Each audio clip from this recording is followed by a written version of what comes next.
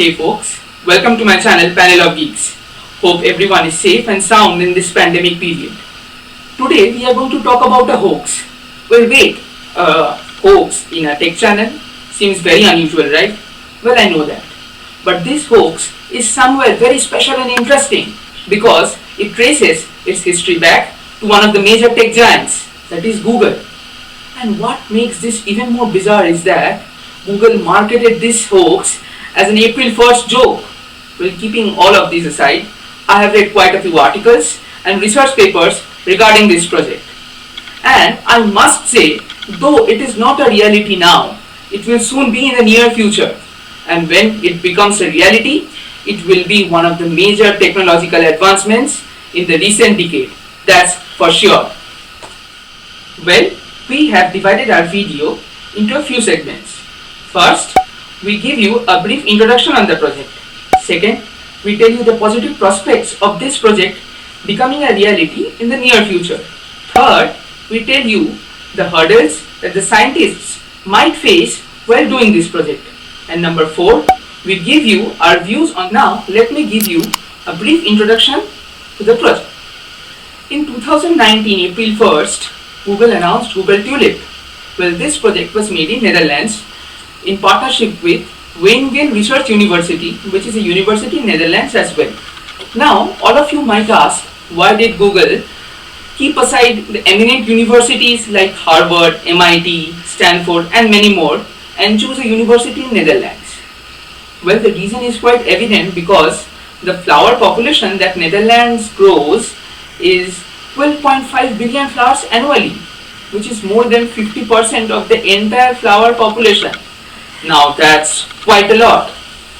Now let us discuss about the technology that goes into Google Tulip. In layman's words, Google creates a machine learning interface that senses tulips' emotion and converts them into the human readable form. Now to have a greater detail about this project, we dive into deeper technologies like Google uses Google text-to-speech recognition, which is a speech recognition system developed by Google itself. It also uses AutoML natural language to develop the machine learning interface. Besides, Google also uses IoT core. That is, Google uses this to reach plants from a single to a million. Google also uses Kubeflow pipelines to deploy the scalable machine learning models with the help of Docker containers.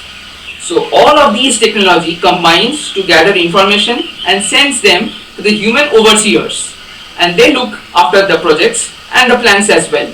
So this is the basic technology that goes into Google Tulip. Well, let us talk about the negative impact on this project. Firstly, Google decided to build up this project based on the audio data. Well, what is this audio data? It was unheard at first. Well, everyone, probably even me, has no idea about this audio data. Let me explain it to you. Here Google tries to say that it would catch every audio signal, or if any audio signal is at all present, and convert it into the human readable form for us to understand that what the plant needs. But up till now, no such research has been done. Until recently, I did found in a research paper a fully grown corn plant, especially the roots, made some clicking sound while they grow. So when this sound was reflected back to the roots did respond to the clicking sound and bend themselves in the direction the audio was coming from. Well, we can understand that there is something that the plants sense or perceive in the form of vibrations or sound. We exactly don't know what it is, but it is something. Well, this research area is itself very shady, as you can see, and building up such a great project based on this shady idea is not at all feasible. So scientists probably had no other option left but to discard this idea, and if the project was solely dependent on this idea, then we can't even say anything right now. Probably by now all of you might have thought that this project is or can never be a reality. Well, behold, we are going to tell you something which may come as a ray of hope. So now let us talk about some positive impacts of this project. So, researchers have found out two ways by which plants can communicate. First, plants do produce volatile organic compounds, that is, compounds with some odor. Especially this odor is spread through the air, which alarms its neighboring plants. And number two, it also produces some chemicals into the soil, and this chemical is carried by long thread-like soil fungi to the destination. So these are the two ways. Now let us discuss them in a bit detail. If a plant during the drought season it faces some deficiency of water, it does stimulate the stroma to close themselves up due to the excess water loss that they have been facing in order to prevent them. So it might be the primary function of the plant, but it does not end here. It also alarms the neighboring plants to build up a defense mechanism with which they can fight the drought season. A similar phenomena happens when any of the plant is infected with some microorganism.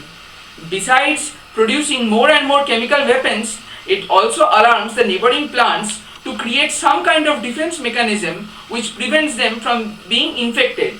The same again happens if the plants face deficiency of sunlight. Well, you can see the plants here try to create an entire ecosystem which can benefit themselves as well as the neighbors as well. So this ecosystem can function in unity. That is, if one gets affected, everyone gets alarmed, which is probably a very good sign. And scientists can use these processes to build their project. Now, let us talk about our inference on this project. So, by now we all know that the plants do communicate between themselves for their growth and well-being, and they also produce certain hormones, especially through their roots. Well, can we put in these hormones for our benefit? Well, obviously, if we come to know that which hormone was produced at which situation, we can probably train our machine learning model accordingly, and then as soon as the hormones are produced, we can act accordingly as well. However, many sensors, receptors may be needed, which make this project a bit costly. But every great thing comes at an expense, and this is no different. Well, if Google can pull this off, as I said, this would be a great achievement, and it would help the nurseries and farmers immensely to thrive and prosper in the coming years and establish themselves as one of the major professions, because a lot of education, time, research are being invested in these fields, especially in these professions, so that they can prosper and live with respect. That's all from me.